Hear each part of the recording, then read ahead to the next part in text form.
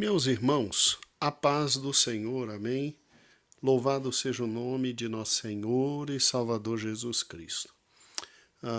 Você não está vendo minha face, mas eu estou testando para ver se fica cada vez melhor, porque virar o celular ficava ruim para os irmãos verem.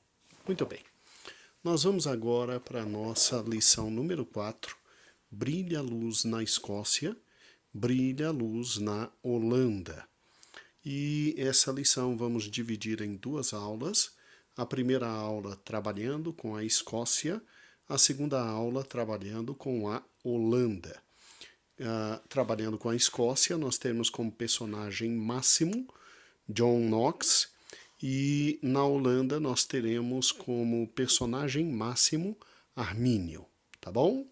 Jacó Armínio. Muito bem.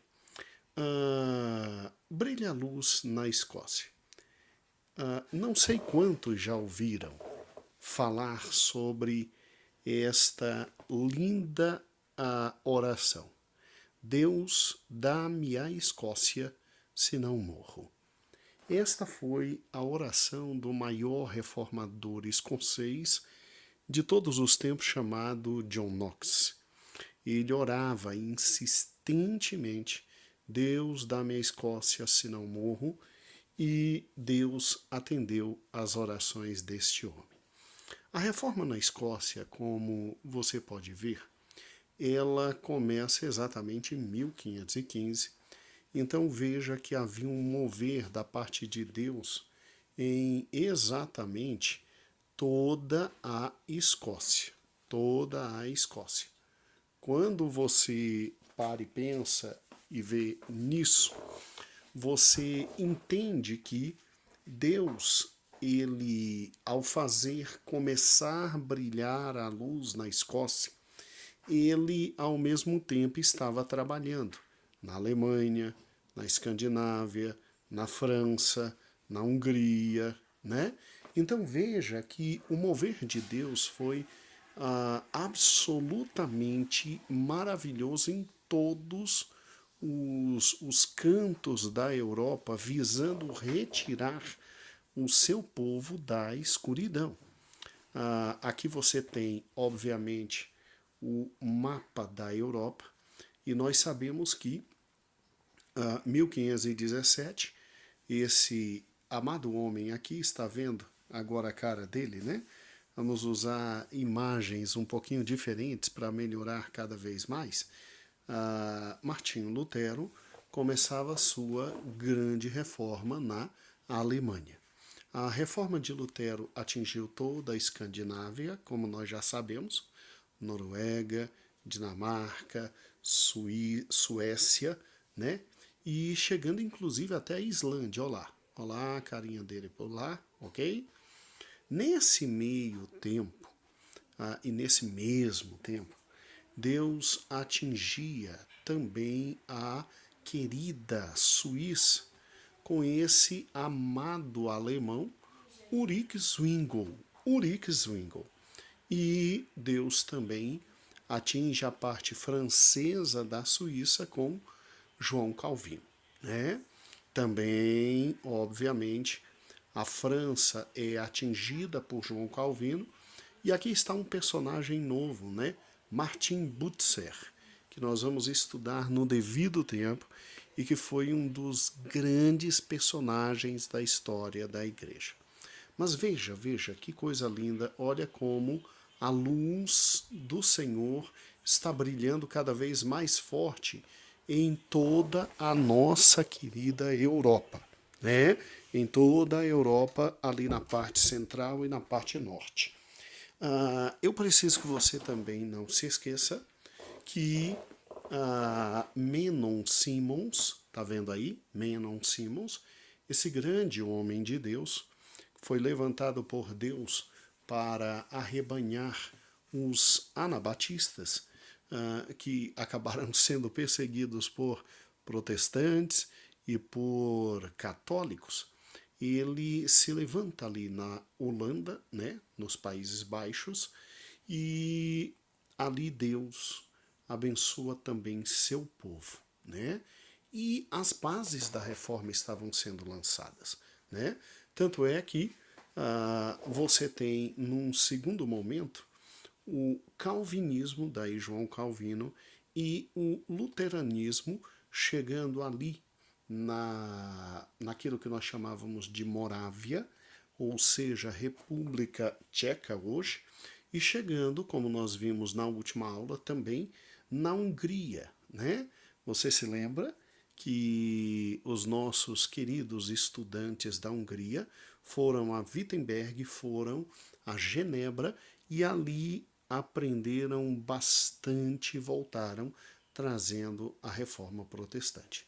Tudo bem que de todas essas localidades a reforma não prosperou muito na França em razão de tudo que nós já vimos, mas é óbvio que Deus também iria olhar para esta região muito importante.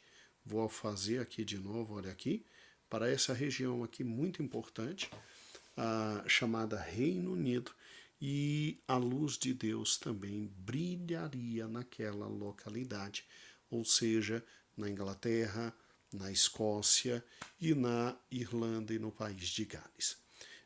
E isso tudo ao mesmo tempo. Você não pode se esquecer que ao mesmo tempo que Lutero trabalhava, Zwingli trabalhava. E depois Calvino vem e trabalha.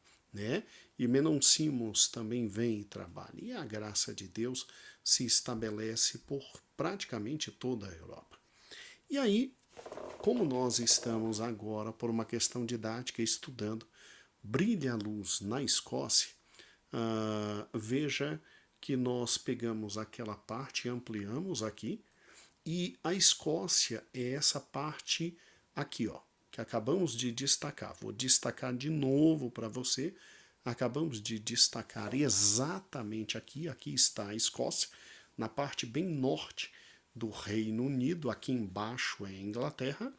E Deus, por sua misericórdia, atinge a Escócia. Veja que no Reino Unido você tem em rosa a Inglaterra, em azul aqui o país de Gales, amarelo bem claro a República da Irlanda e o amarelo bem mais vivo a Irlanda do Norte. E nós vamos ver o que Deus fez nesta região aqui, ó, a querida Escócia. Brilha a luz na Escócia. E o que é interessante é que na Escócia você tinha exatamente um país tal como todos os demais países da Europa no ano de 1500. No ano de 1500. Você tinha um país absolutamente perdido. Só que a história da Escócia é interessante porque a Escócia era o país mais atrasado, mais pobre e mais brutal de toda a Europa. Não sei se era porque a Escócia ficava praticamente lá no fim da própria parte norte da Europa, mas a Inglaterra, que era o país predominante, pujante, enorme ali, uma das maiores potências, tinha do seu lado a pobre Escócia, a quem ela tratava simplesmente, porque se você parar e pensar, aqui a Inglaterra de rosa, estou voltando, a Escócia nada mais era do que um cercadinho, um puxadinho que a Inglaterra permitiu que existisse. É mais ou menos a relação, para você ter uma ideia disso, é mais ou menos a relação dos Estados Unidos com o México. Meu Deus do céu. Os Estados Unidos, aquela potência pujante, enorme, e o México, o quintal dos Estados Unidos, para onde os Estados Unidos despejam exatamente aquilo que querem. A Inglaterra sempre foi muito poderosa.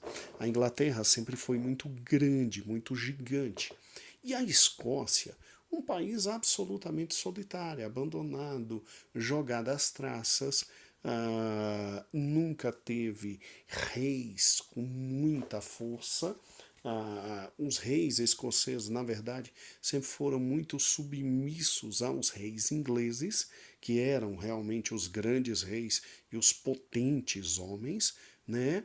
Mas Deus resolve olhar com misericórdia e graça para esse país absolutamente perdido, o mais atrasado, o mais pobre e, obviamente, o mais brutal de toda a Europa. Mas, pastor Gedeon, a Escócia não tinha poder civil? Tinha. Sim, tinha. Tinha príncipes, tinha reis, tinha duques. Só que um poder civil absolutamente corrupto. Né? Absolutamente corrupto. Mas vem cá, na Escócia não tinha igreja? Sim, a Escócia era repleta e cheia de igrejas, tal como na Suíça. O que não faltava era igreja e clérigos. Só que o clero escocês era, além de ser um dos mais ricos, era um dos mais avarentos e inchados. Por incrível que pareça, para você ter uma ideia do que era o clero escocês, você tem que compreender o seguinte: a figura mais proeminente é o arcebispo ali de Glasgow, né? Da igreja de St. Andrews, ou seja, Santo André, né? St. Andrews. O nome dele era David Benton. E David Benton era simplesmente, é descrito por historiadores escoceses como inquisitor, inchado, corrupto, suntuoso, sem escrúpulos, e estamos falando de sem escrúpulos com quem? Com quem ele amava, com seus guardas, suas mulheres que ele escondia e com seus 7 filhos bastardos. Então, se você parar e pensar, para você ver o nível, este era o grande homem da igreja na Escócia. Exatamente no ano de 1500, 1515, 1520. Esse era o grande homem de Deus na Escócia. Olha o tipo do ser que está aqui. Para que você tenha noção do atraso intelectual e espiritual, a ignorância espiritual na Escócia era tão grande que George Buchanan, esse aqui é um dos grandes heróis escoceses, ele afirmou o seguinte, olha que fantástico.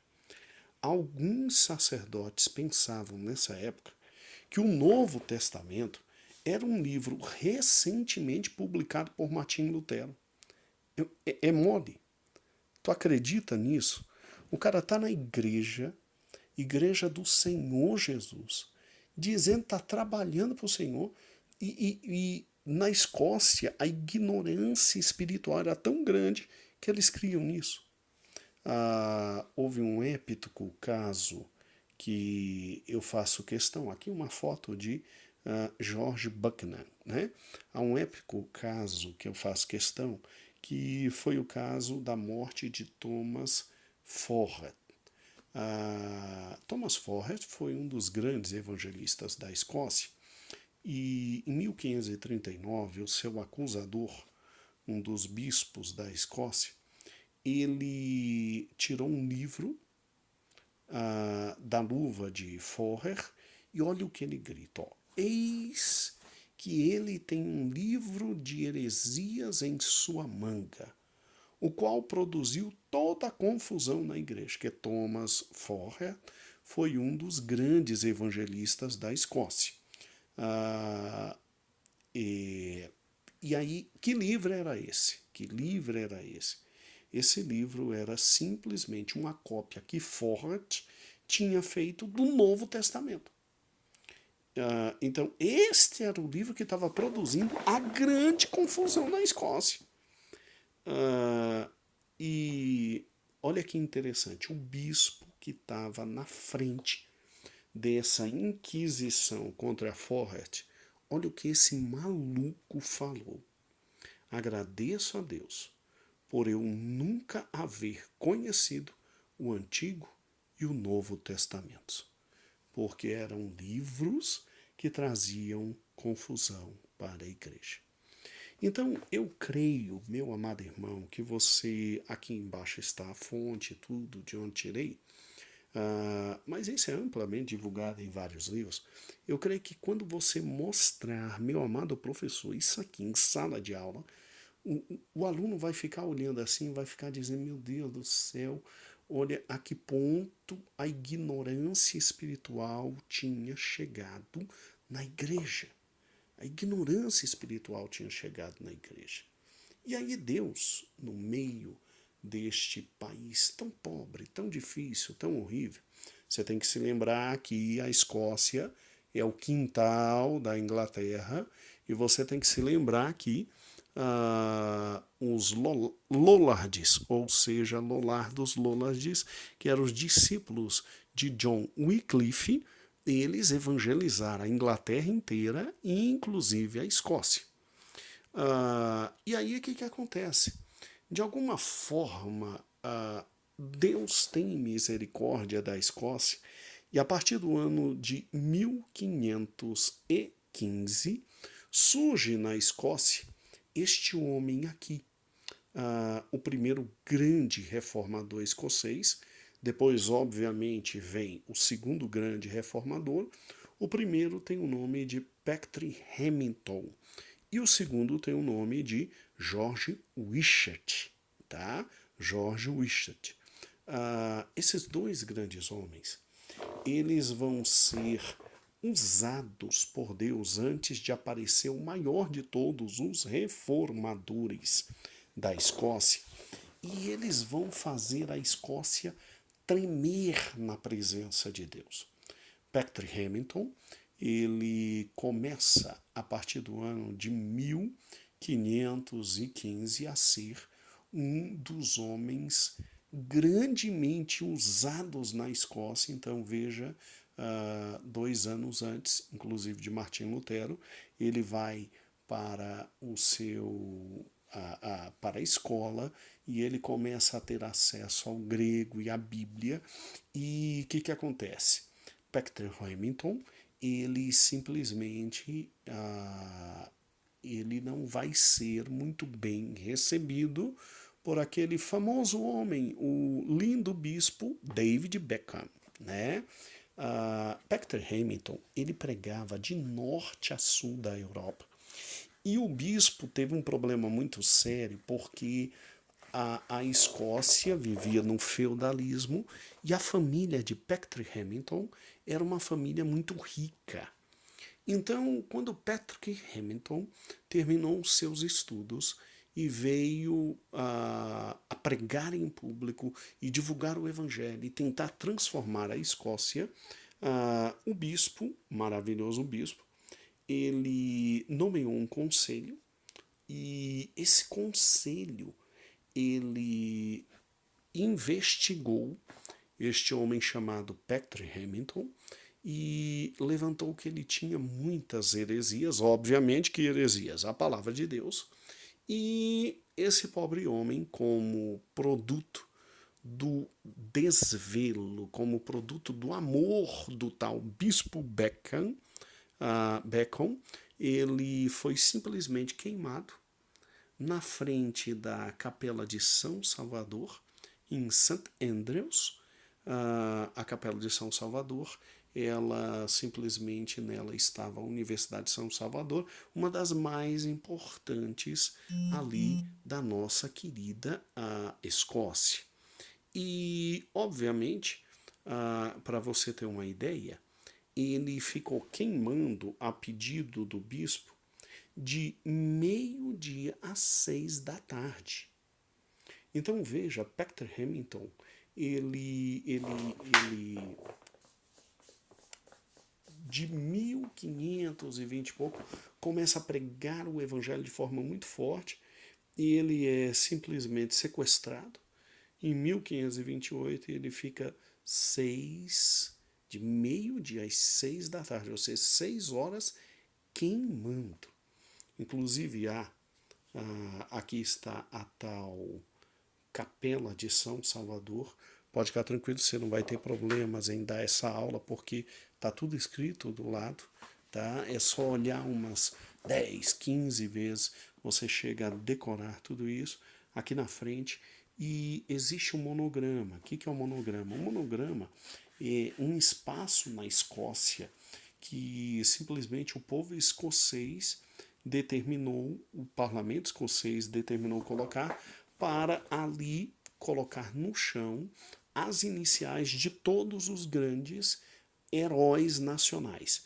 E um desses heróis nacionais é Patrick Hamilton, ou seja, na frente dessa catedral você tem no chão as iniciais dele marcadas eternamente como reconhecimento de tudo aquilo que ele fez para a Escócia. Porque pregando o evangelho, ele estava tentando tirar a Escócia da idade das trevas. Da idade das trevas. Mas ele foi calado em 1528. E aí o que acontece? Aí Deus, obviamente, levanta. E sim, óbvio, não pode faltar, né? Quem foi a figura master da morte de Patrick Hamilton para defender o cristianismo? David Beckham, né? David Beckham. Aí depois de Patrick Hamilton, Deus levanta na Escócia George Wishart. E George Wishart, ele já vinha de uma família, grave isso por gentileza, ele vinha de uma família protestante, de uma família que o ensinou a andar nos caminhos de Deus. E esta família foi inclusive produto do trabalho de Patrick Hamilton. Produto do trabalho de Patrick Hamilton. E é óbvio que George Wishart pregou por toda a Escócia. Foi perseguido também pelo bispo Beacon, David Beacon, é Beacon, né? O nome foi perseguido pelo bispo, até que um dia o bispo conseguiu realmente alcançá-lo e pegá-lo. A sentença não foi outra. No ano de 1546, ou seja, exatamente 20 anos após a morte de Patrick Hamilton, e está morrendo na Escócia quem? Está morrendo na Escócia George Wishart, o segundo grande evangelista escocês, né? O martírio dele foi interessante. O querido bispo David Beckham, ele simplesmente mandou, na hora do café da manhã dele, do café da manhã, abrir as cortinas de sua linda fortaleza e do seu lindo castelo, que era o castelo de St. Andrews, e ele sentado tomando café, ele viu George Wishart queimar, né? Foi horrível. E ele mandou enforcar, depois mandou queimar, tomou café feliz da vida, sem nenhuma crise de consciência, porque estava protegendo o cristianismo. E aí o que acontece? É lógico que anos mais tarde, George Wishart também é reconhecido como herói nacional na Escócia, e você tem também o monograma dele com as iniciais George Wishart. Eu fiz questão, inclusive creio que você deve ter lido a lição número 4, e eu fiz questão de deixar muito claro a esses dois grandes homens, exatamente aqui na página 28. Eu começo na lição e eu peço que você explore isso, mostrando quão terrível e quão difícil era a vida ali na própria Escócia, como os homens na Escócia eram simplesmente... a Escócia era um país atrasado, horrível, brutal. Tanto é que na página 28 eu coloco de forma muito clara, né? A falta de um rei capaz na Escócia determinava que muitas regiões fossem controladas por chefias de clãs fortes. E aí o que acontece? Obviamente, situação de anarquia, e o país e a moral e a religião se deteriorando. Concubinato, embriaguez, simonia, ganância, desprezo por tudo que era sagrado, sim, era a realidade da Escócia. Mas eu botei no outro parágrafo, as ideias luteranas chegam à história por intermédio de Peckham Hamilton e o segundo grande reformista, George Wishart. Então veja que exatamente de 20 em 20 anos, exatamente de 20 em 20 anos, Deus levantava na Escócia um maluco, um intelectual um maluco fantástico, como foram esses dois. Outros foram levantados, mas aí a lição ficaria muito pesada, como George Wishart e Peckham Hamilton, para poder balançar aquele país. Incrível como Deus é, né? Você não tem, fale isso para o seu aluno, você não tem Deus trabalhando isoladamente. Enquanto Deus estava balançando a Escócia com esses dois homens, ele também balançava a Alemanha com Lutero e depois Melanchthon. Ele balançava a Suíça com não só João Calvino, mas com Ulrich Zwingli, né, com Zwingli. Ele balançava a França com Lefebvre, né? Então, que Deus é extraordinário. Deus resolveu mover suas mãos e balançar. E, obviamente, aqui na Escócia, David Beckham, o terrível pároco, terrível homem, a sua santidade, né, da Escócia, pensou que teria detido em solo escocês aquilo que ele chamava de a praga, ou seja, o protestantismo. Só que tem uma questão relevantíssima. George Wishart, que era um dos grandes professores universitários na sua época, ele tinha uma série de alunos que o seguiam e que eram pupilos dele. E no meio desses alunos está ninguém mais, ninguém menos do que o seu fiel escudeiro. Sim, John Knox, o grande reformador da querida Escócia. Então veja como Deus faz. Deus levanta Peckham Hamilton e Peckham Hamilton abala a Escócia até 1528. Ganha para o Senhor Jesus os pais de George Wishart. Os pais de George Wishart criam o menino na presença de Deus. E criando na presença de Deus, ele cresce e ele se torna, obviamente, um dos grandes professores intelectuais universitários de sua época. Tanto é que ele era convidado sempre para dar aulas simplesmente em Cambridge, que era concorrente de Oxford na Inglaterra, e ele andava livremente entre a Inglaterra e a Escócia, mas o coração dele estava na Escócia, e John Knox se torna um dos seus discípulos, inclusive escudeiro. Quem andava com a espada, porque se tivesse que proteger o grande mestre, era John Knox. E John Knox agora é aquele que vai ser levantado por Deus para abalar toda a Escócia. Olha que lindo. Meus amados irmãos, vamos então ao grande reformador John Knox. John Knox, então, ele que nasce, os historiadores não sabem ao certo, porque ele nunca escreveu sobre si, ele escrevia sobre o seu grande professor George Wishart, né? Ele nasce em Handington, né? A leste de Edimburgo, ali na Escócia, entre o ano 1505 e 1515, ninguém sabe ao certo. Ele recebe educação local, né? Os pais eram pobres, mas sempre lutaram para que ele estudasse, para que virasse padre, né?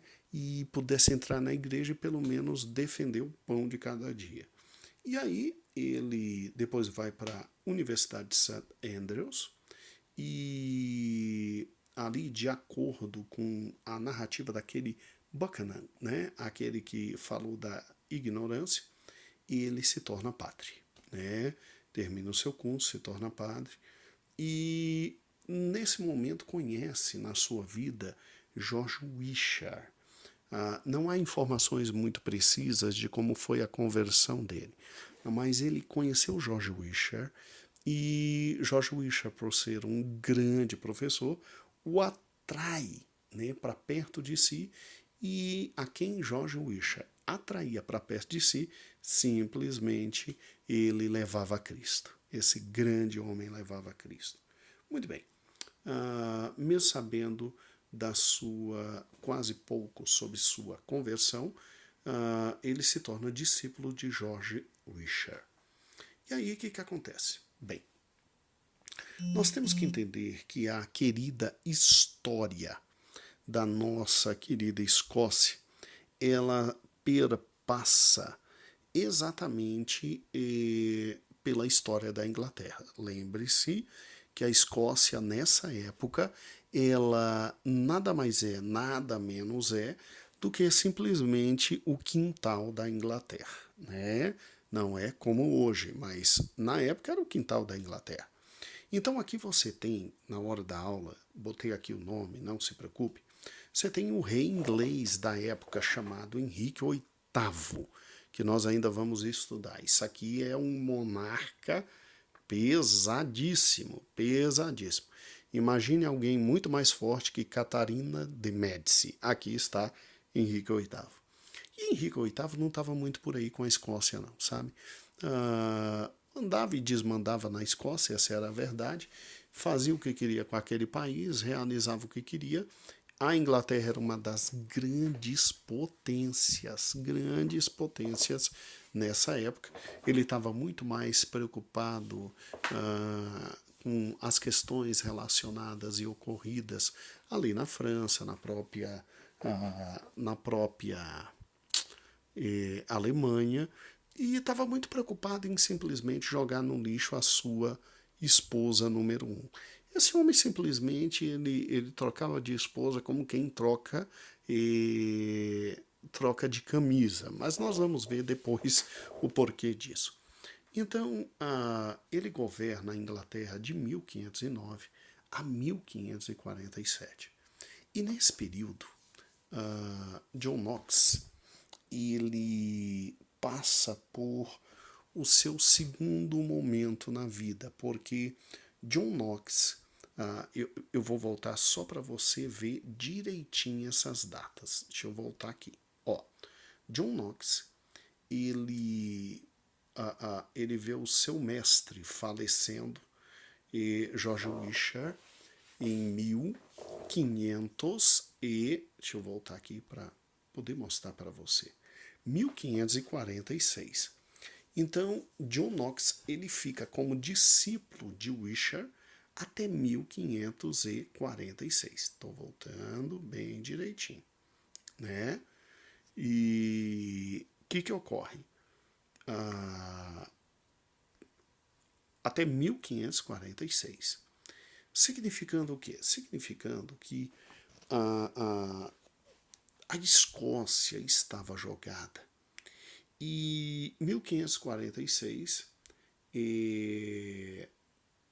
prendem George Wishart e simplesmente quando George Wishart é preso, ele olha para John Knox e todos os outros seus discípulos que o seguiam e ele diz o seguinte: olha, vocês, por gentileza, volte para os seus filhotes, ou seja, volte para as suas famílias.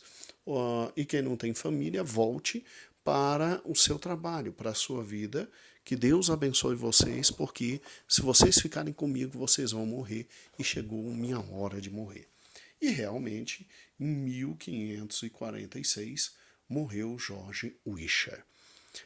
Só que os alunos dele, não Knox, mas os alunos dele, muitos deles príncipes escoceses, os alunos dele simplesmente ficaram revoltadíssimos com que aquele David Benton, o grande cardeal escocês, fez.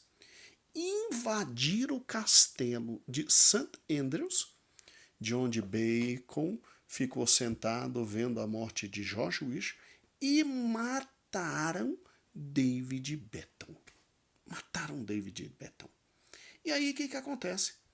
Tomaram o castelo e disseram, ó, a partir de hoje a Escócia é protestante. Aluno não tem juízo mesmo não, né? Aluno é bicho desajuizado. Professor, e Henrique VIII, que estava na Inglaterra e praticamente comandava tudo, tomou alguma providência? Não, ele não queria nem saber. Henrique VIII tinha rompido com a Igreja Católica para poder desfazer o primeiro casamento e casar com uma outra mulher, porque a primeira esposa dele dava para ele só filha e ele queria um filho, né? Ele queria um filho. Então ele não estava nem por aí com o que estava acontecendo na Escócia. E aí o que acontece?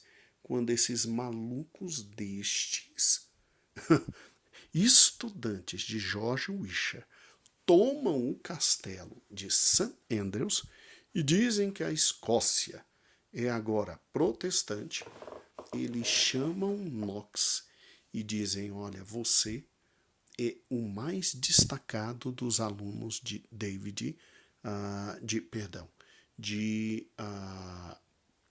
George Wishart, e você vai ser o pregador da congregação que está aqui no castelo. No início, Knox não queria, mas Deus tocou no coração dele. Ele não participou do movimento que matou o cardeal escocês, mas ele sentiu no coração que deveria ir e deveria pregar. Ele se sentia incapaz, mas ele foi e pregou. E aí o que aconteceu? É óbvio. No ano de 1547, a pedido da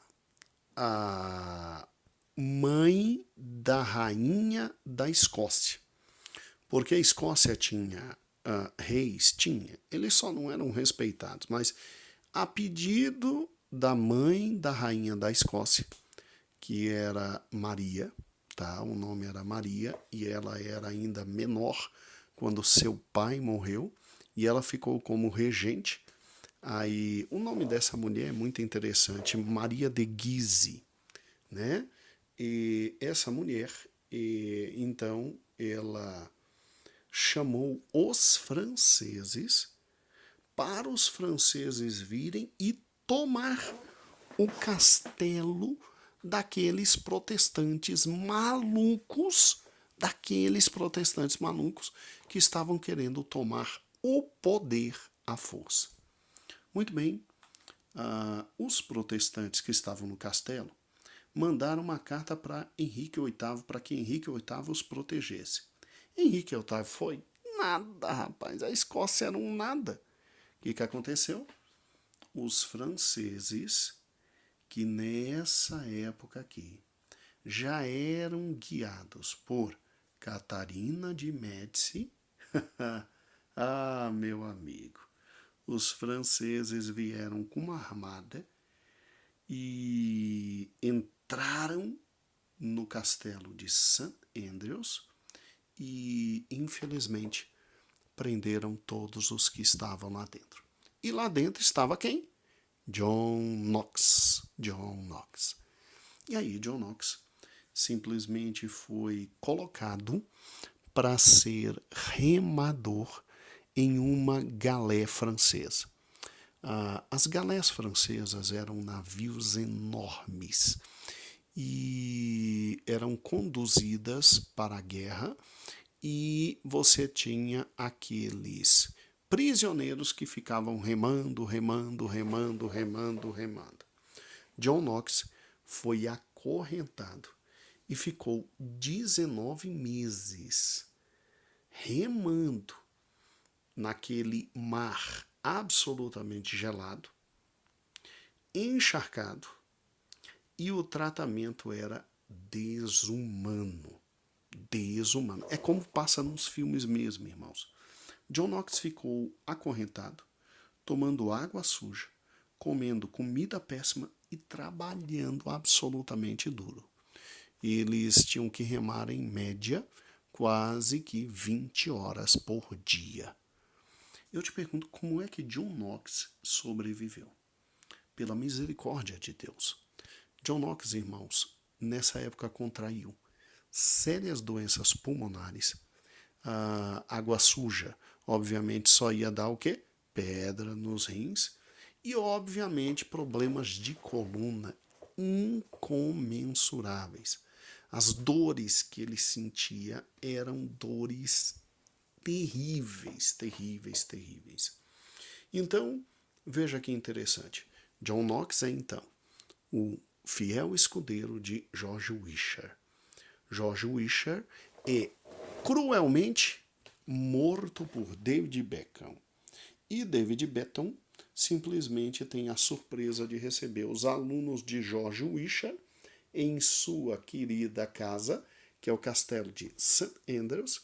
Eles tomam o castelo, matam David Beckham e, obviamente, isso foi um ato de agressão terrível ao catolicismo.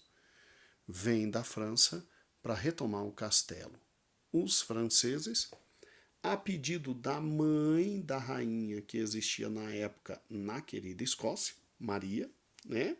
E John Knox é levado preso e fica 19 meses nesse mundo cão que era ser remador nas galés francesas. Muito bem, olha que interessante. Em 1547 morre Eduardo, rei da Inglaterra, né? Henrique VIII, perdão, ó, tá aqui Henrique VIII. Ele vai até 1547. 1547 morre Henrique VIII, sobe ao trono seu filho Eduardo. Só que Eduardo, ele era um jovenzinho e era criança nessa época, e aí governou a Inglaterra praticamente o parlamento e praticamente os duques ingleses, e a maioria dos duques ingleses já estavam absolutamente atingidos pela mensagem do protestantismo. Aí Deus dá então liberdade a John Knox, porque a pedido de Eduardo VI, John Knox foi libertado. Eduardo VI entra no poder em 1547 e em fevereiro de 1549 John Knox alcança a liberdade a pedido dos conselheiros do rei ali à França. E a França entrega, num ato de amizade, entrega então John Knox. E John Knox é chamado absolutamente doente, absolutamente arrebentado, absolutamente quebrado. Ele é chamado para agora servir ao rei Eduardo VI na capela de Saint George, no castelo em que Eduardo vivia, que era o castelo de Windsor, que existe até hoje.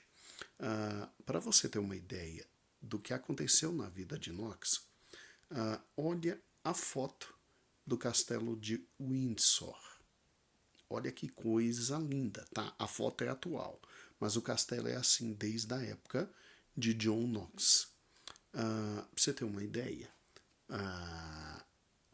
olha a capela aqui dentro, tá vendo? Ouro, prata, lindíssima. Olha onde esses homens comiam. Olha que coisa terrível, né? Que momento horrível. E, obviamente, depois de pregar e comer, John Knox tinha o direito de dormir. Aqui está um dos aposentos mais simples do castelo de Windsor. Vê o que Deus fez com John Knox. Tirou da posição de escravo e levou para a casa do rei para que ele pudesse pregar o evangelho. Tamanha habilidade, grandiosidade que esse escocês tinha de pregar o evangelho. E o que eu acho fantástico é o seguinte: quando ele estava nas galés, ele todo dia orava: Senhor, Senhor, tem misericórdia da Escócia. Tem misericórdia da Escócia. Tem misericórdia da Escócia. Os escritores diziam que quanto mais batiam nele, quanto mais o surravam, quanto mais maltratavam, quanto mais ele sofria nas galés como remador, ele mais clamava pela Escócia e dizia: Senhor, tem misericórdia do meu país, salva o meu país, tem misericórdia da Escócia. E agora, quando a vida mudou, quando tudo absolutamente muda, e ele está nesse momento homérico de sua vida e ganha a liberdade, ele começa e continua orando: Senhor, tem misericórdia da Escócia, tem misericórdia da Escócia, muda o meu país, traz a tua palavra à Escócia, tem misericórdia da Escócia, tem misericórdia da Escócia. Agora, olha que interessante. É lógico que Eduardo VI não fica muito tempo no poder e sobe ao poder a sua meia-irmã. Porque você tem que entender, nós ainda vamos estudar isso, que Henrique VIII, o pai de Eduardo VI, ele, casado com uma espanhola chamada Catarina de Aragão, ele teve esta filha aqui, ó, Maria I. E como Catarina de Aragão não dava filhas para ele, ele se casa pela segunda vez e tem o Eduardo VI. Esse aqui, ó, o Eduardinho, ó. Vamos lá? O Eduardo VI, que aí fica. Mas aí depois de Eduardo VI, você não tem mais o quê? Você não tem mais homens na família de Henrique. Então vai assumir o trono quem? Maria I. Nome dela, Maria Sanguinária. Essa mulher, ela odiava e ela detestava protestantes. Ela assume o trono da Inglaterra e ela vai perseguir todos os protestantes da Inglaterra. E quem está na Inglaterra pregando no castelo para reis? John Knox. Quem tem que sair correndo da Inglaterra, todo arrebentado, porque agora Maria Sanguinária se levanta e ela simplesmente, numa única tarde, ela mata mais de 400 protestantes na Inglaterra, numa única tarde, e John Knox consegue fugir em 1554. Né? E aí ele foge para onde? Ele foge para a sua terra? Não, ele não foge para a sua terra. Ele não era bem quisto na sua terra.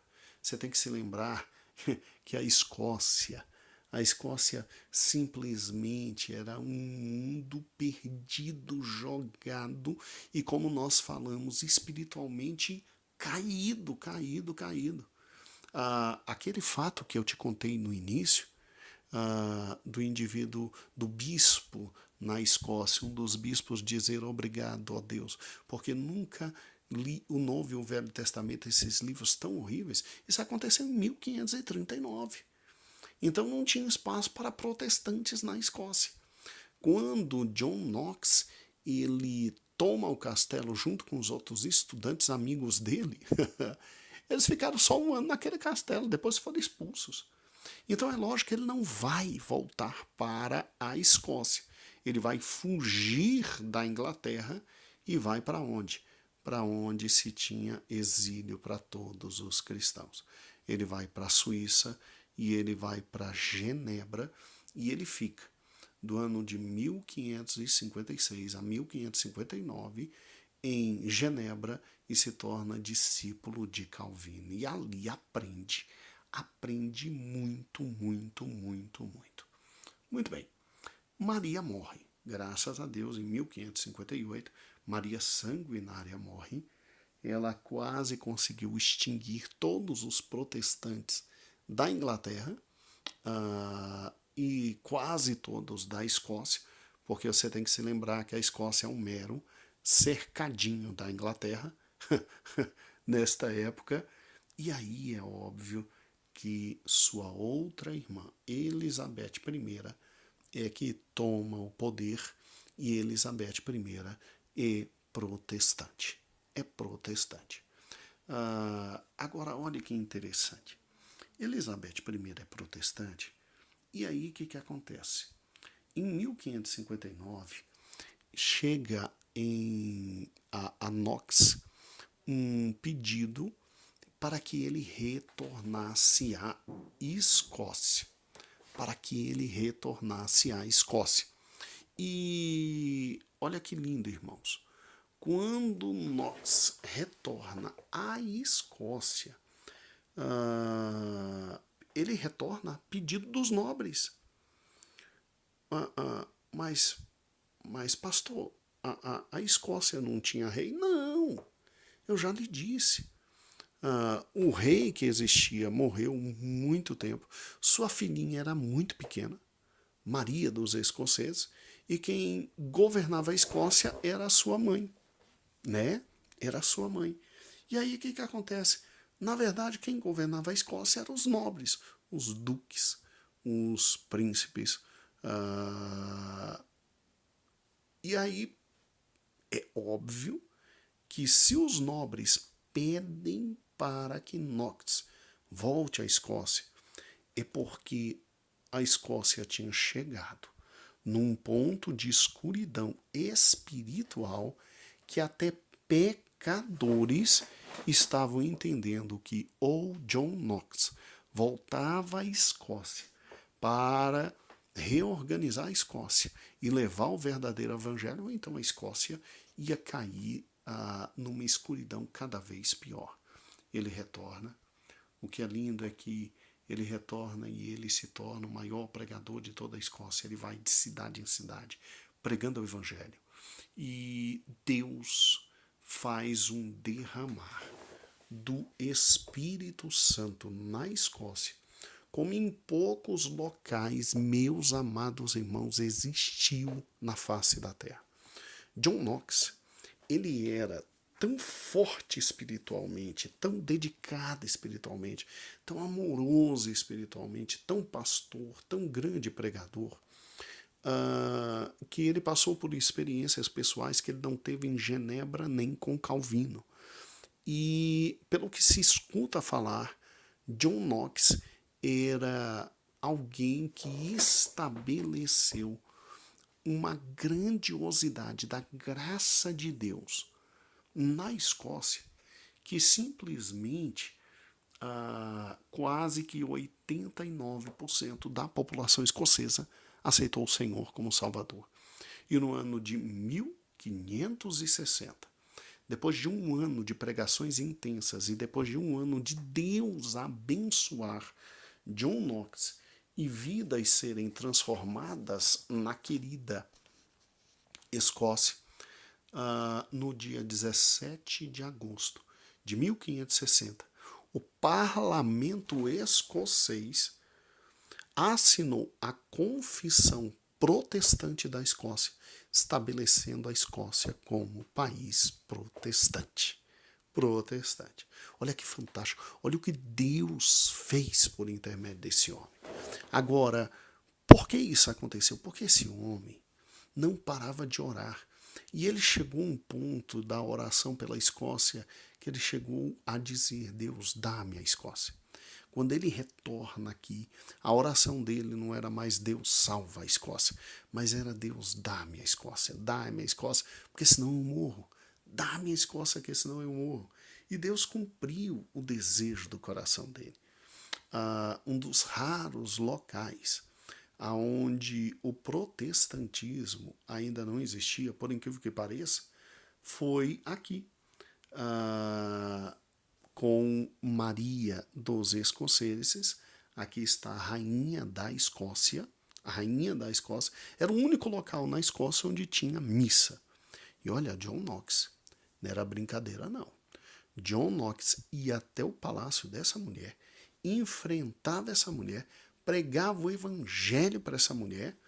E, inclusive, muito hoje se diz que Meu Deus, John Knox fazia a rainha Mary dos escoceses chorarem. Oh, meu Deus, que coisa horrível, etc. Mas John Knox era intrépido, intrépido. E o que é fantástico é que Deus deu uma capacidade intelectual tão grande para esse homem que a Rainha Mary, que está aqui, ó, vou retirar a Rainha Mary, isso, vou botar a Rainha Mary dos escoceses. A Rainha Mary simplesmente disse que ia conseguir trazer de volta o catolicismo para a Escócia. Irmãos, ela trouxe nada. John Knox conseguiu fazer com que o parlamento continuasse defendendo a confissão protestante. E John Knox, irmãos, no ano de 1572, que foi o ano da sua morte, ele morre feliz vendo a Escócia aos pés de Cristo. E Deus responde à oração desse grande homem: Deus, dá-me a Escócia, senão eu morro. É importante e fundamental que você entenda que sim, John Knox morreu, mas a sua obra ficou. A sua obra ficou. Porque foi John Knox que funda a igreja chamada Igreja Presbiteriana. E agora nós temos no mundo não mais só a Igreja Católica.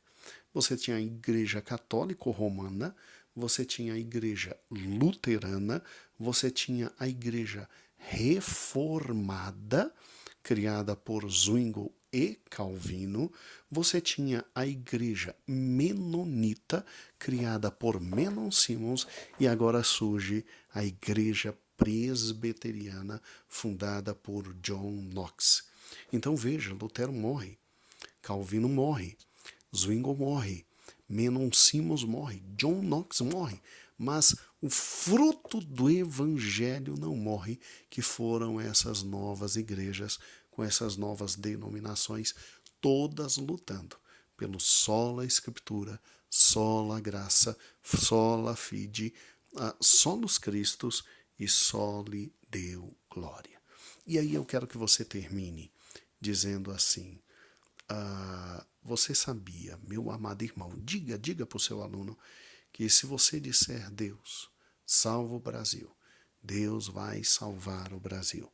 Mas se você orar, Deus, dá-me o Brasil, o Senhor talvez te levante como John Knox, um homem cheio do Espírito e que pode transformar essa nação. E aí termine com todos buscando a Deus e dizendo: Deus, dá-nos o Brasil. Dá-nos o Brasil. E em cada localidade diga: Deus, dá-me, diga o nome da localidade. Dá-me Teresina, dá-me a cidade de Timon, dá-me Goiânia, dá-me Aparecida de Goiânia. Nós aqui no Gama vamos terminar dizendo: Senhor, dá-nos o Gama, dá-nos o Gama, dá-nos Brasília, dá-nos o Distrito Federal. Vocês aí no Goiás terminem dizendo: Senhor, dá-nos o Goiás, dá-nos o Goiás, dá-nos o Brasil. E o Senhor vai nos responder. Louvado seja o nome do Senhor. E escute, se brilhou a luz na Escócia, a luz é capaz de brilhar em todo e qualquer local. Que Deus te abençoe, que o Senhor te dê uma excelente aula, e eu quero que você se lembre que o slide está indo junto com este áudio. Deus te abençoe, a paz do Senhor, meu amado irmão.